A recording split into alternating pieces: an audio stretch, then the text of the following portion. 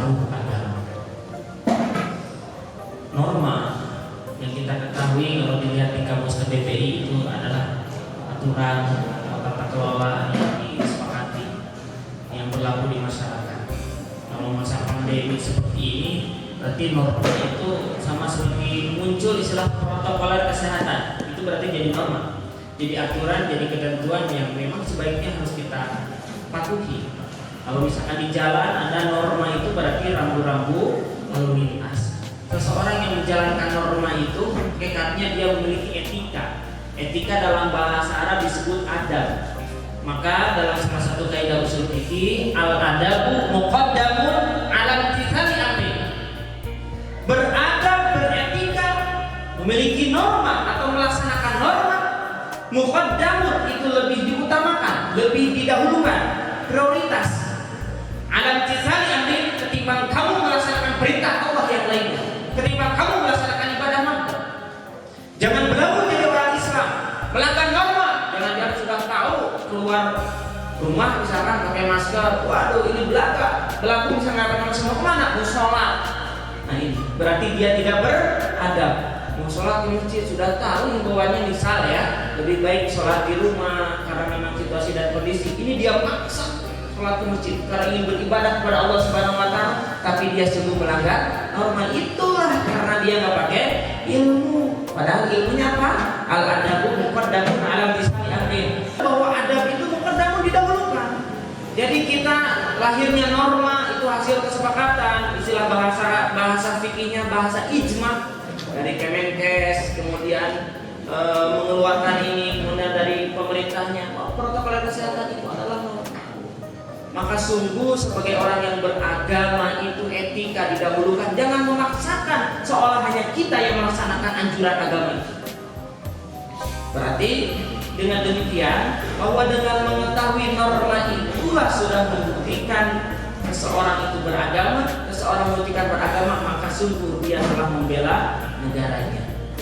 Maka kalau memang kita sepakat dalam hal ini, tidak akan ada itu perselisihan atau istilahnya perselingkuhan masalah Pancasila misalkan. Pancasila itu hasil norma, hasil kesepakatan, hasil adat istiadat. Bahasa bertahapnya adalah akulturasi sebetulnya itu. Bahwa kita itu norma itu etika separuh daripada agama. Contoh, Indonesia terkenalnya dengan apa? Dengan friendly, bahasanya ramah tamah. Ramah kopi ya. Ramah Indonesia itu. Baca di salah satu atau mendengar salah satu blogger gitu, dia itu orang Korea, terheran-heran dengan orang Indonesia. Kok sebegitu baiknya orang Indonesia? Contoh baiknya, ketika ada orang asing, ada turis itu disambut mereka raja. Itu adalah hal yang tidak didapatkan di negara mereka. Kalau mereka itu sangat cinta negaranya, nasionalismenya tinggi sehingga menganggap sebelah mata orang yang bukan lahir atau besar di negaranya. Tapi kan kita menghargai orang luar. Ternyata kalimat ramah itu terhadap orang luar atau bahasa kalimatnya terhadap asing atau dengan tamu itu adalah bahasa agama. Apa kata Nabi? Kana yu'minu billahi wal yawmil akhir falyukrim dhaifahu. Siapa yang beriman kepada Allah dan hari akhir, muliakan tuh tamu. Begitu. Berarti kalau kita konteksnya negara, tamu itu adalah negara orang lain. Konteksnya provinsi, berarti tamu itu dari provinsi lain. Kalau kabupaten, berarti dari kabupaten lain tamu. Konteksnya tetangga, beda rumah, itu adalah tamu kita kalau berkunjung ke rumah kita. Begitu. Itu harus dimuliakan. Maka konsep ramah itu adalah konsep agama. Sehingga tidak heran ada di negara kita organisasi Islam terbesar di dunia yang kita kenal ya dengan Nahdliyin, itu ternyata paling besar di dunia organisasi Islam. Kenapa? Karena mengedepankan etika. Kan ulama-ulama terdahulu ngajarin kita untuk beribadah itu gak maksa. Itu ikuti alur mereka. Ada yang suka musik, main musik dulu. Sukanya ini nyanyi dulu, gak masalah. Itu jadi tidak memaksakan orang. Begitu saya niat mau masuk Islam, oke, langsung ngeluarin ayat Quran. Waduh, sertifikat. Kamu mau masuk Islam harus sempurna, mulai dari ujung rambut sampai ujung kaki harus muslim. Waduh, itu terlalu memaksakan. Dia lupa bahwa ada kaidah yang menuntun al-adabu muqaddamun 'ala intisari. Ya, bahkan saya ingat itu pernyataan dari Pak Dr. TGB itu, ya, bahwa seorang santri itu diajarkan al-akhlaqu qoblal ilmi. Norma etika itu sebelum mencari ilmu. Maka seseorang itu tidak akan mendapatkan ilmu kalau norma-norma ini dilanggar, kalau etika-etika ini dilanggar. Ibnu Malik belajar. Berapa belajarnya? 20 tahun kepada seorang guru.